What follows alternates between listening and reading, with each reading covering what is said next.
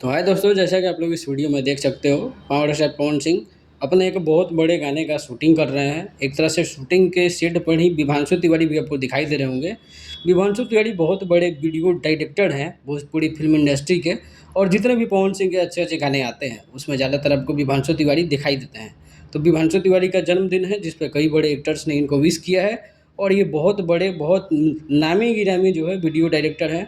जो पवन सिंह का जितना सुपरहिट गाना है, अधिकांश गाना में इनका योगदान रहता है। साथ में मोहरा फिल्म का भी एक फ़ोटो शेयर किया गया है अभी तुरंत थोड़ी देर पहले ही।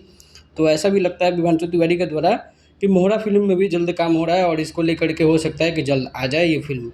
वहीं मनोज तिवारी को लेकर के भी एक अपडेट आ रही है कि पवन सिंह जो है जन स्वराज में शामिल होने वाले थे, लेकिन मनीष कश्यप शामिल हो चुके हैं।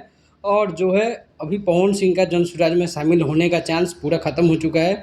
जैसी खबरें आ रही हैं कि पवन सिंह जन स्वराज ज्वाइन नहीं करेंगे और बीजेपी के थ्रू ही अपनी पार्टी का, यानी अपने चुनाव का मतलब आगाज़ शुरू करेंगे। वहीं विभांशु तिवारी के जन्मदिन की हार्दिक शुभकामनाएं। इसी तरह के अपडेट के लिए चैनल से जुड़े रहें। चैनल को सब्सक्राइब, वीडियो को लाइक करना बिल्कुल मत भूलिएगा। Thank you.